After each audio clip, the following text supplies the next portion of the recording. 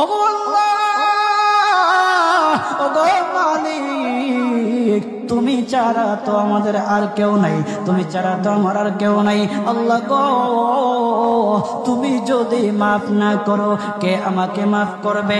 তুমি যদি মাফ না করো কে আমাকে মাফ করবে? তুমি যদি আমাকে মাফ করো তাহলে তোমার কোনো দিকে কমবে না, তুমি যদি আমাকে মাফ না করো তোমার কোনো দিকে বাড়বে না। আল্লাহ গো, তুমি আমাকে মাফ করে দাও। সারাটা জীবন অন্যায় কাজ করেছি, সারাটা জীবন নাফরমানি করেছি, আমার কাছে কালেমার দাওয়াত কম আসে নাই, আমার কাছে কালেমার দাওয়াত কম আসে নাই, আমাকে লোকেরা কম বোঝায় নাই। ওগো আল্লাহ, তুমি আমাকে মাফ করে দাও। মাফ না করলে কোথায় যাব, কার কাছে যাব? বাবা যখন মারে তখন মার কাছে আশ্রয় নেওয়া যায়, মা যখন প্রহার করে তখন বাবার কাছে আশ্রয় নেওয়া যায়, বাবা মা যখন প্রহার করে তখন দুনিয়ার কারো না কারো কাছে আশ্রয় নেওয়া যায়। ওগো আল্লাহ, ওগো মালিক, তুমি যদি আমাকে মারো, তুমি যদি আমাকে আযাব দাও, ওগো আল্লাহ, কার কাছে যাব, কার কাছে গিয়া মাফ চাইবো? ওগো আল্লাহ, মেহেরবানি করে মাফ করে দাও। এইরকম কান্না করতেছে, কান্না করতেছে, চোখের পানি তার এমন ভাবে পড়তেছে, দাড়ি ভিজতেছে, দাড়ি ভিজে জমিনের মধ্যে চোখের পানি পড়তেছে, কান্না করতেছে।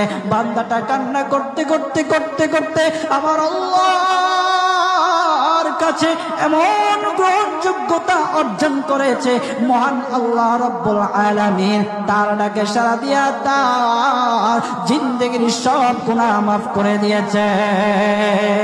হযরত মূসা আলাইহিস সালাতু ওয়াস সালামের যুগের ঘটনা। একজন বড় পাপিষ্ঠ ছিল, জীবনে এমন কোন গুনাহ নাই যে গুনাহ সে করে নাই। তার গুনার প্রতি অতিষ্ঠ হইয়া, মানুষ তার গুনার প্রতি অতিষ্ঠ হইয়া গ্রামের লোকেরা তাকে হাত পা বেঁধে জঙ্গলের মধ্যে ফেলে দিয়ে আসে। জঙ্গলের মধ্যে থাকতে থাকে, কিছুদিন থাকার পর মালাকুল মউত যখন তার সামনে এসে উপস্থিত, এর আগ মুহূর্তে সে বান্দা আল্লাহর কাছে ডেকে ডেকে বলতেছে, ওগো মালিক, তুমি ছাড়া তো আমাদের আর কেউ নাই, তুমি ছাড়া তো আমার আর কেউ নাই। আল্লাহ গো, তুমি যদি মাফ না করো কে আমাকে মাফ করবে? তুমি যদি মাফ না করো কে আমাকে মাফ করবে? তুমি যদি আমাকে মাফ করো তাহলে তোমার কোনো দিকে কমবে না, তুমি যদি আমাকে মাফ না করো তোমার কোনো দিকে বাড়বে না। আল্লাহ গো, তুমি আমাকে মাফ করে দাও। সারাটা জীবন অন্যায় কাজ করেছি, সারাটা জীবন নাফরমানি করেছি, আমার কাছে কালেমার দাওয়াত কম আসে নাই, আমার কাছে কালেমার দাওয়াত কম আসে নাই, আমাকে লোকেরা কম বোঝায় নাই। ওগো আল্লাহ, তুমি আমাকে মাফ করে দাও। মাফ না করলে কোথায় যাব, কার কাছে যাব?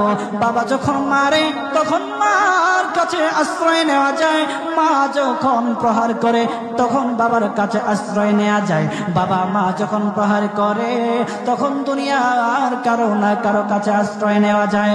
ওগো আল্লাহ,